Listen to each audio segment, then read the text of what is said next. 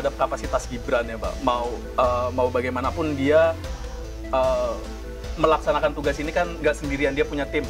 Baru dibentuk juga komite eksekutif yang diresmikan oleh Pak Prabowo. Menurut saya, ya kalau dikata mampu atau tidak mampu, karena ini adalah kerja tim, Mas Gibran seharusnya bisa, Mbak. Karena maksudnya, dan itu Mas Gibran itu punya latar belakang sebagai sipil, seharusnya dia bisa masuk menggunakan cara-cara sipil gitu, Mbak. Dialog gitu. Itu yang harus dilakukan oleh Mas Gibran.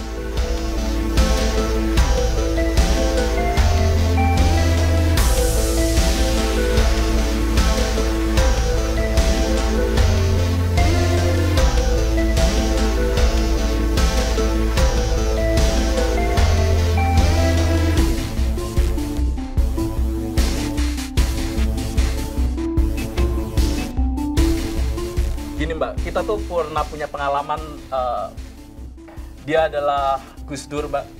Dia melakukan pendekatan-pendekatan yang sangat dialogis kepada masyarakat Papua. Ada hal-hal yang menurut kita, maksudnya hal-hal yang masalah sepele nggak usah dibesar-besarkan, kayak bahasa Gus Dur tuh gampang banget. Ya udah boleh bendera masyarakat Papua berkibar, bendera bintang kejora berkibar, tapi jangan lebih tinggi daripada bendera merah putih. Permasalahan di Papua tuh bukan sekedar soal pembangunan atau kesejahteraan, tapi soal keadilan gitu loh. Soal keadilan tuh di Papua. Banyak masyarakat ya mereka kalau bahasa orang-orang sana tidur di atas emas gitu, Mbak.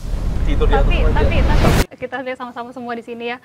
Kalau permasalahan Papua itu kan kompleks ya. Iya. Mampu nggak Gibran, Bang Faisal? Mampu nggak Gibran? Ini bukan soal mampu apa nggak mampu ya, Mbak. Tapi maksudnya kita juga harus percaya terhadap kapasitas Gibran ya, Mbak. Mau bagaimanapun dia melaksanakan tugas ini kan nggak sendirian, dia punya tim. Baru dibentuk juga komite eksekutif yang diresmikan oleh Pak Prabowo. Itu kan artinya maksudnya kita melihat bahwa Pak Prabowo juga punya fokus cukup serius terhadap Papua ini kan, Mbak.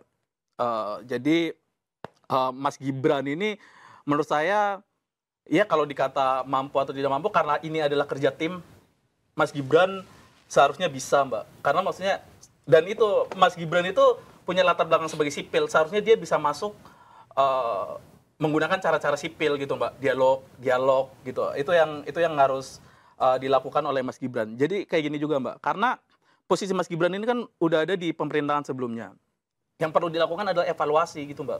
Apa sih sebenarnya yang kurang dari sebelum-sebelumnya? Jangan cuma ganti nama, ganti orang, tapi caranya tuh sama aja gitu loh, Mbak. Menurutku Mas Gibran perlu melakukan itu. Mas Gibran perlu lebih banyak mendengar daripada mengatur soal permasalahan Papua. Mas Gibran turun juga bukan sekedar simbolik ya, Mbak, maksudnya datang ke sekolahan gitu-gitu, tapi soal benar-benar esensi yang harus dilakukan Mas Gibran terhadap ya berbagai polemik di Papua, termasuk pembangunan, bahwa permasalahan di Papua tuh bukan sekedar soal pembangunan atau kesejahteraan, tapi soal keadilan gitu loh. Soal keadilan tuh di Papua. Banyak masyarakat ya mereka kalau bahasa orang-orang sana tidur di atas emas gitu, Mbak. Tidur di atas emas. Tapi ini soal KKB kan saya bilang itu saya berpikir juga situ kompleks ya, Bang ya. Iya, sangat kompleks. Ini gimana? Karena dari tahun ke tahun jawab persoalan ini belum tuntas. Gini, Mbak, kita tuh pernah punya pengalaman, dia adalah Gus Dur, Mbak. Dia melakukan pendekatan-pendekatan yang sangat dialogis kepada masyarakat Papua. Ada hal-hal yang menurut kita, maksudnya hal-hal yang masalah sepele nggak usah dibesar-besarkan, kayak bahasa Gus Dur tuh gampang banget. Ya udah boleh bendera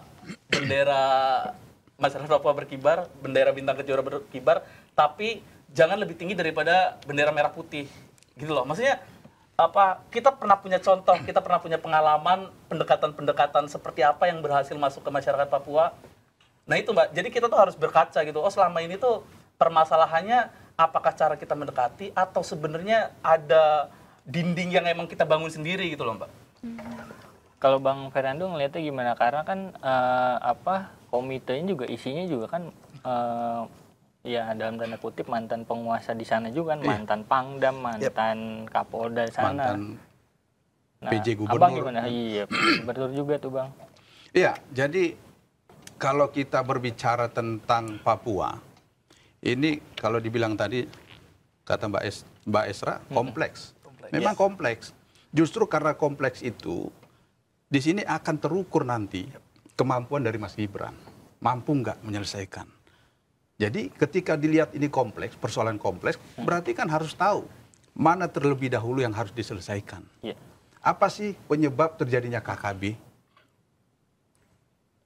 Apakah hanya karena sekedar terjadinya ketimpangan sosial di sana? Atau ada hal-hal lain yang dianggap ini menjadi penyebab dari KKB tersebut? Terus kemudian terkait dengan persoalan sumber daya manusia di sana, bukan hanya sumber daya alamnya, tetapi sumber daya manusianya. Makanya saya berpikir bagaimana komite ini yang dibentuk, eksekutif, kerjanya itu harus jelas. Sampai saat ini kan kita belum tahu kerjanya apa. Terkait dengan percepatan pembangunan Papua, seperti apa caranya. Kalau saya sempat berpikir, gitu diumumkan kemarin, seharusnya begitu dibentuk, tugasnya jelas, dan ini pertama dikasih tugas, diberikan kewenangan untuk mengelola dana otsus. Ya, yang 1,5 triliun itu ya, Bang. Supaya jangan salah sasaran seperti yang kita lihat selama ini.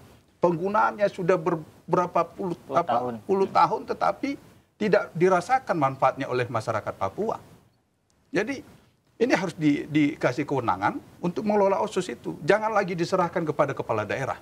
Supaya sangat jelas apa yang harus dilakukan terlebih dahulu. Misalnya kalau dilihat persoalan pertama terkait dengan kesejahteraan sumber daya manusia, maka komite ini bisa bekerja. Apa yang akan dilakukan untuk meningkatkan kesejahteraan? Apakah dengan menciptakan UMKM atau apapun itu untuk bisa meningkatkan sumber pendapatan masyarakat Papua, terus bagaimana juga untuk mengelola hasil alam selain tambang itu. Misalnya hasil-hasil alam lainnya yang seperti pendapatan para penduduk di sana bisa dimaksimalkan, supaya jangan sampai mereka seperti selama ini pendapatannya kecil tapi pengeluarannya besar karena biaya hidup yang besar. Itu kan makanya ini yang harus, makanya ini nanti yang akan terukur kira-kira kemampuan Mas Gibran ini ketika diberikan tugas. Terus kemudian terkait dengan pembangunan sumber daya manusia, Pak Prabowo memiliki program terkait dengan pendidikan. Saya sangat setuju dan saya sangat berharap gebrakan beliau untuk Papua. Jangan hanya omon-omon kan gitu terkait dengan ini, karena ini masalah program prioritas harus dilakukan. Mana sih yang terjadi ketimpangan masalah sumber daya manusia? Jangan hanya masalah ekonomi, tetapi ketimpangan masalah sumber daya manusia ini juga harus bisa dilakukan percepatan. Misalnya apa? Jangan hanya dipusatkan di Pulau Jawa, di Sumatera atau di mana terkait dengan pembangunan sekolah Garuda ataupun sekolah-sekolah lain yang dikatakan sekolah unggulan. Supaya apa? Supaya masyarakat Papua itu tidak harus disekolahkan ke Pulau Jawa, tetapi mereka tetap di situ. Karena apa? Begitu mereka sudah ke Pulau Jawa, untuk pulang lagi malas. Betul, Pak. Makanya yang dibangun itu jadinya Pulau Jawa, termasuk orang Papua, gitu dia sudah pintar yang dibangun Pulau Jawa. Padahal kualitas SDM-nya baik ya. Iya, makanya justru itu yang kita harapkan. Begitu dia tinggal di situ, dibangun di situ, makanya gitu selesai, ya dia akan membangun daerahnya, bukan daerah lain yang dia bangun. Jadi ini yang kita harapkan dari kompleksitas itu, disinilah diuji kemampuan Pak Wapres. Makanya kembali lagi saya katakan, pilih tim yang betul-betul memiliki kompetensi, kemampuan sesuai dengan kebutuhan, bukan hanya sekedar karena kawan, teman atau relawan. Makanya dilibatkan. Akhirnya apa? Tidak terlihat kerjanya. Dan orang selalu pesimis terhadap beliau. Tapi, karena dianggap tidak mampu bekerja. Iya, Bang.